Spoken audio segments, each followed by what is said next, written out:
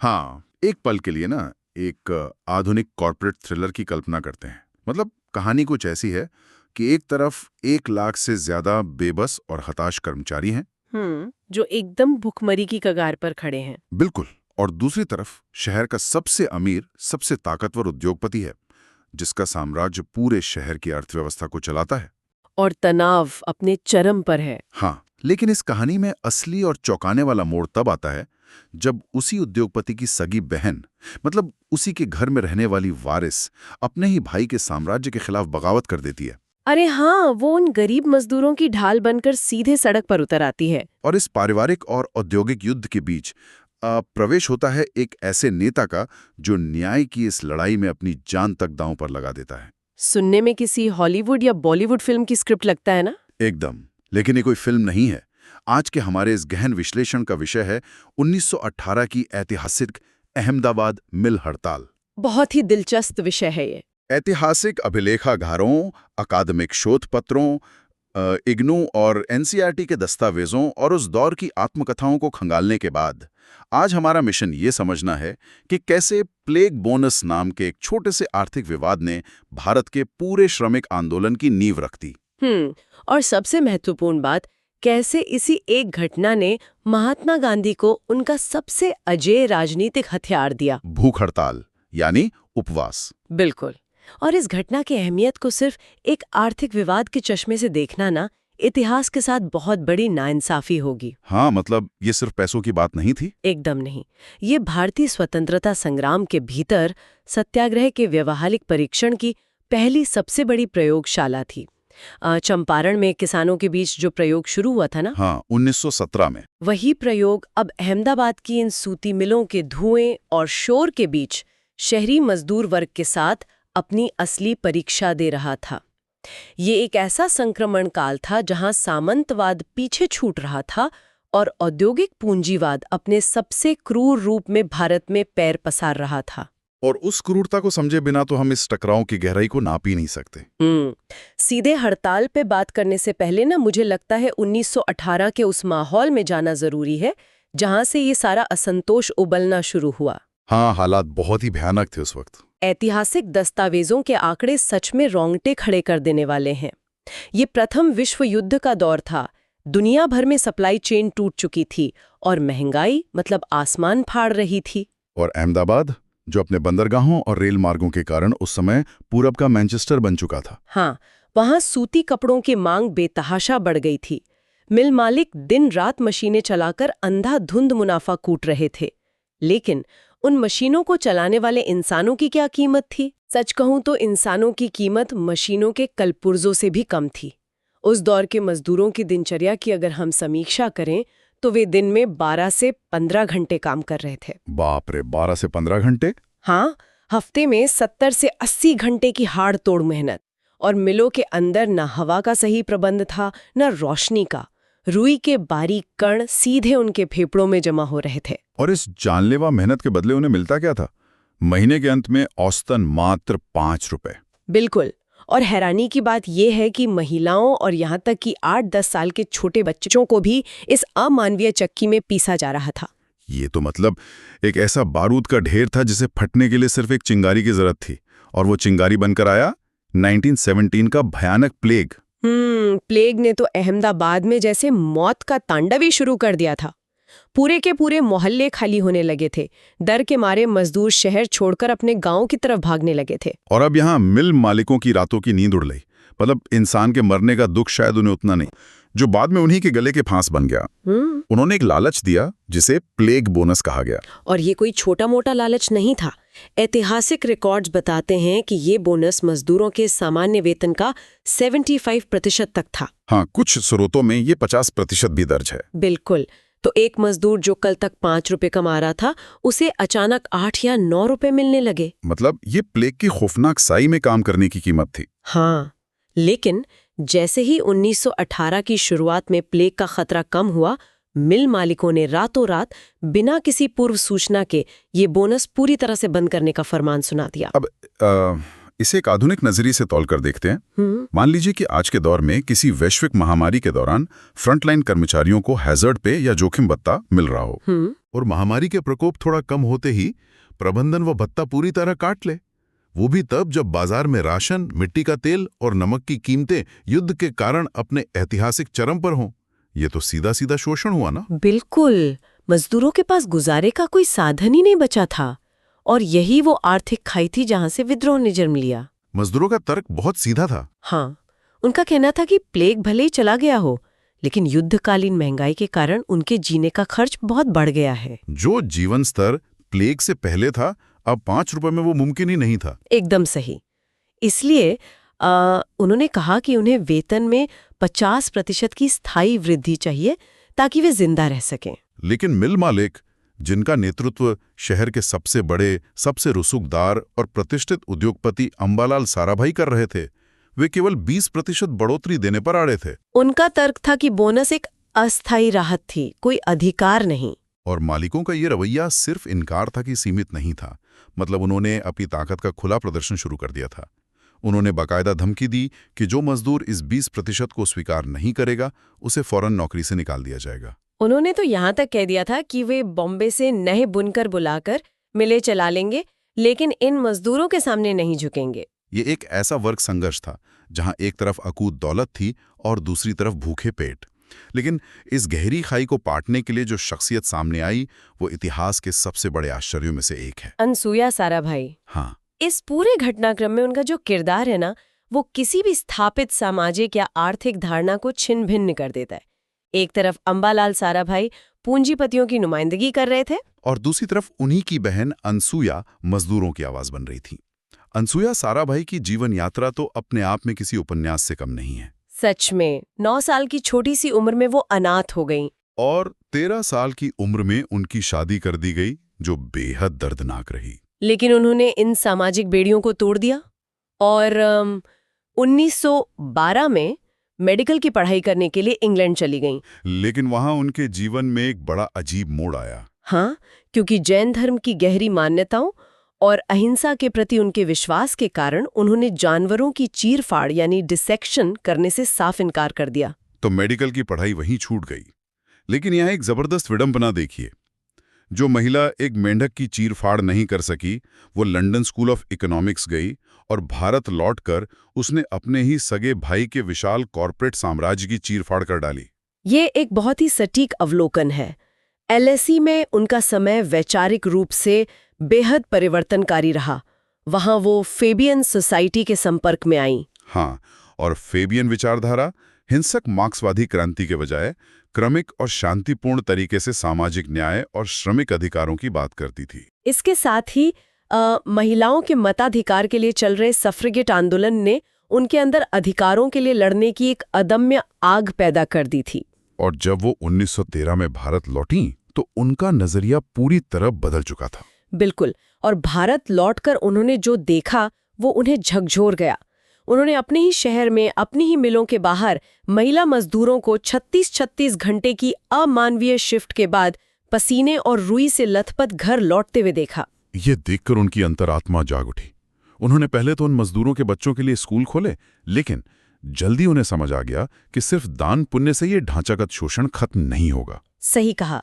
और जब फरवरी 1918 में मिल मालिकों और मजदूरों के बीच ठन गई, तो अनसुईया ने परिवार के एक बेहद खास मित्र को हस्तक्षेप करने के लिए आमंत्रित किया, महात्मा गांधी। गांधी जी उस समय चंपारण सत्याग्रह की शानदार सफलता के बाद पूरे देश में एक नई उम्मीद का प्रतीक बन चुके थे। और दिलचस्प बात यह है कि तत्कालीन ब्रिटिश कलेक्टर ने भी गांधी जी से अनुरोध किया था कि वे इस मामले में दखल दें। हाँ, ताकि शहर में कोई हिंसक दंगा न भड़के। लेकिन गांधी जी के लिए ये स्थिति कूटनीतिक और नैतिक दोनों ही स्तरों पर एक दुस्वप्न जैसी रही होगी। बिल्कुल। अंबालाल साराभाई उनके गहरे मित्र थे, यहाँ तक कि जब गांधी जी ने अपना आश्रम शुरू किया था और उनके पास पैसों की भारी कमी हो गई थी, तब अंबालाल ने ही गुप्त रूप से एक बड़ी रकम देकर उस आश्रम को डूबने से बचाया था। मतलब सोचिए, अब उन्हीं अंबालाल के खिलाफ गांधी जी को एक मध्यस्थ और एक विद्रोही नेता की भूमिका निभानी थी। लेकिन यहाँ गांधी जी ने जो किया वो उन्हें एक आम नेता से अलग खड़ा करता है। उन्होंने भावनाओं में बहकर कोई फैसला नहीं लिया। उन्होंने इसे गणित, अर्थशास्त्र और नैतिकता का एक बेजोड़ मिश्रण बना दिया। हाँ, मजदूरों की मांग 50% थी, मालिकों का प्रस्ताव 20% था। तो क्या गांधी जी ने बस दोनों के बीच का एक आसान सा रास्ता निकालकर 35% तय कर दिया?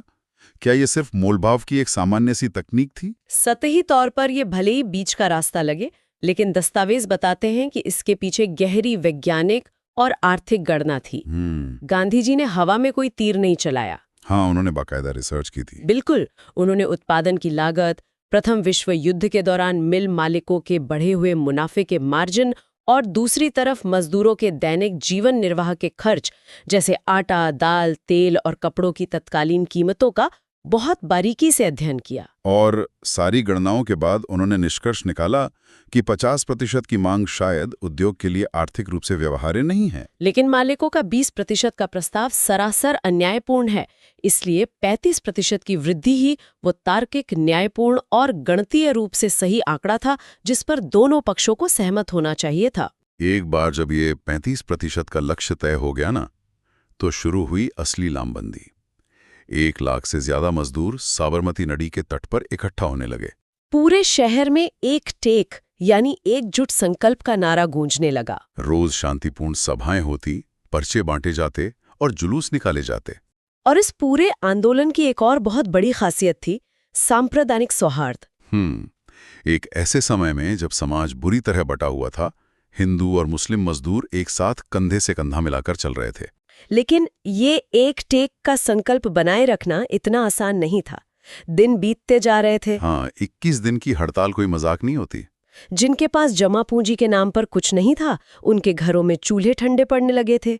बच्चों के चेहरों पर भूखमरी की लकीरें साफ दिखने लगी थी। और जब पेट खाली होता है ना, तो सबसे पहली चीज जो मरती है वो है धैर्य। मजदूरों का मनोबल टूटने लगा था। कुछ मजदूर गुपचुप तरीके से 20% पर ही काम पर लौटने की सोचने लगे थे, और कुछ के मन में मिल मालिकों के खिलाफ गहरी हिंसा पनपने लगी थी। गांधी जी को साफ दिखने लगा था कि ये शांतिपूर्ण आंदोलन किसी भी पल एक खूनी दंगे में बदल सकता है। और ठीक इसी चरम बिंदु पर गांधी जी ने अपना सबसे अचूक और शायद सबसे विवादास्पद अस्त्र बाहर निकाला। 15 मार्च 1918 को। हाँ, उन्होंने अपने जीवन में पहली बार भूख हड़ताल यानी आमरण उपवास की घोषणा कर दी। उन्होंने ऐलान किया कि जब तक मजदूरों को 35% का उनका हक नहीं मिल जाता, वे अन्न का एक दाना भी ग्रहण नहीं करेंगे। लेकिन यहाँ एक बड़ा सवाल उठता है। भले ही इसे इतिहास में बहुत महान कदम माना गया हो, पर क्या ये सीधे सीधे ब्लैकमेल नहीं था? ये एक बहुत ही प्रासंगिक और तीखा सवाल है। मतलब अपने ही एक पारिवारिक मित्र के दरवाजे पर जाकर भूखे बैठ जाना और कहना कि जब तक मेरी बात नहीं मानोगे मैं जान दे दूंगा। क्या इसे दबाव बनाने की एक अनुचित रणनीति नहीं कहा जाएगा? उस समय भी कई आलोचकों ने इसे इमोशनल ब्लैकमेल करार दिया था। लेकिन गांधी जी का अपना दर्शन इसके बिल्कुल विपरीत था। अच्छा। उनके अनुसार ये उपवास मिल मालिकों को डराने या उन पर राजनीतिक दबाव बनाने के लिए नहीं था। गांधी जी का कहना था कि ये उनके स्वयं के लिए आत्मशुद्धि और प्रायश्चित का तरीका था। मतलब वो खुद को जिम्मेदार मान रहे थे। हाँ, उन्होंने महसूस किया कि नेता के रूप में शायद उनमें ही कोई कमी रह गई थी, जिसके कारण मजदूर अपने एक टेक के संकल्प से डिग रहे थे। इस उपवास ने असल में विरोध का पूरा शारीरिक और मानसिक भार उन गरीब मजदूरों के कंधों से उठाकर स्वयं नेता के कंधों पर डाल दिया। लेकिन दर्शन अपनी जगह है और व्यावहारिकता अपनी जगह। गांधी जी इसे चाहे आत्मशुद्धि कहें, लेकिन इसका जो मनोवैज्ञानिक असर अंबालाल साराभाई और अन्य मालिकों पर पड़ा वो विनाशकारी था। वो तो है, ये एक अचूक चाल थी। कोई भी मिल मालिक ये कलंक अपने माथे पर नहीं लेना चाहता था कि उसकी जिद के कारण देश के इतने बड़े और सम्मानित नेता की जान चली गई, और वो भी एक ऐसा नेता जो उनका पारिवारिक मित्र था। इसमें कोई संदेह नहीं कि व्यावहारिक रूप से इस उपवास ने पूरे समीकरण को पलट कर रख दिया। नैतिकता के उस भारी दबाव के सामने पूंजीवाद का लोभ ज्यादा देर टिक नहीं सका। उपवास के तीसरे दिन ही मिल मालिक पसीज गए। उन्होंने मध्यस्थता यानी आर्बिट्रेशन का रास्ता स्वीकार कर लिया। मामले को एक निष्पक्ष ट्रिब्यूनल को सौंपा गया। हालांकि दस्तावेजों में ये जिक्र आता है कि तत्काल रूप से 27.5% की वृद्धि दी गई थी, लेकिन अंततः ट्रिब्यूनल की पूरी जांच के बाद मजदूरों को ठीक वही 35% वेतन वृद्धि मिली जिसकी मांग गांधी जी ने रखी थी। ये मजदूरों की एक ऐतिहासिक और अभूतपूर्व जीत थी। जीत तो मिल गई, 35% वेतन भी बढ़ गया। लेकिन इतिहास इस घटना को सिर्फ 15% के अंतर के लिए याद नहीं रखता। इसका सबसे बड़ा परिणाम तो वो विचार था जो इस हड़ताल की राख से पैदा हुआ। ट्रस्टीशिप का सिद्धांत। बिल्कुल, इस सिद्धांत को समझना बहुत जरूरी है क्योंकि ये शुद्ध पूंजीवाद और शुद्ध साम्यवाद दोनों से बिल्कुल अलग था। गांधी जी का ट्रस्टीशिप का सिद्धांत वाकई एक क्रांतिकारी आर्थिक दर्शन था। इस हड़ताल ने गांधी जी को ये सोचने पर मजबूर किया कि आखिर पूंजी और श्रम के बीच का रिश्ता कैसा होना चाहिए। तो इसका सीधा सा अर्थ क्या है? इसका अर्थ ये है कि कोई भी पूंजीपति अपनी अकूत संपत्ति या कारखाने का पूर्ण निरंकुश स्वामी नहीं है, वो केवल उस संपत्ति का एक ट्रस्टी या संरक्षक है। मतलब वो संपत्ति समाज की है। हाँ, और उस पूंजीपति का नैतिक कर्तव्य है कि वो अपनी बुद्धिमत्ता से उस संपत्ति को बढ़ाए, लेकिन उसके मुनाफे का उपयोग मजदूरों के कल्याण और समाज की भलाई के लिए करे, न कि सिर्फ अपने व्यक्तिगत विलासिता के लिए। ये एक ऐसा विचार था जो आज के कॉर्पोरेट सोशल रिस्पॉन्सिबिलिटी या CSR से कहीं ज्यादा गहरा था। बिल्कुल। और इस पूरी हड़ताल के दौरान एक और बात बहुत प्रेरणादायक लगती है। जब 21 दिन तक मजदूर खाली बैठे थे ना, तो गांधी जी ने उन्हें ताश खेलकर या गप्पे लड़ाकर समय बर्बाद नहीं करने दिया। हाँ, उन्होंने मजदूरों को अपने साबरमती आश्रम में बुलाया और उन्हें ईंटें ढोने, रेत उठाने और बुनाई करने जैसे काम सिखाए। इसके बदले उन्हें खाना दिया जाता था। ये उनके रचनात्मक कार्यक्रम का एक बहुत अहम हिस्सा था। गांधी जी चाहते थे कि मजदूर सिर्फ एक मशीन के पुर्जे बनकर न रह जाएं। अगर कल को मिलें बंद हो जाएं, तो भी वो स्वावलंबी रहें, भूखे ना मरें। और इसी दूरदर्शी सोच, इसी अनुशासन और इस ऐतिहासिक जीत से प्रेरित होकर 2 साल बाद 1920 में अहमदाबाद टेक्सटाइल लेबर एसोसिएशन की स्थापना हुई, जिसे मजदूर महाजन संघ भी कहा जाता है। हाँ, जो आगे चलकर भारत की सबसे मजबूत और सबसे अनुशासित ट्रेड यूनियनों में से एक बनी। इस पूरी घटना का सबसे बड़ा सबक यही था कि इसने दुनिया को दिखाया कि औद्योगिक विवादों और वर्ग संघर्ष का निपटारा कार्ल मार्क्स की हिंसक क्रांतियों या खूनी सड़कों के बिना भी किया जा सकता है। मध्यस्थता और शांतिपूर्ण सत्याग्रह ने एक नया अहिंसक रास्ता दिखाया था।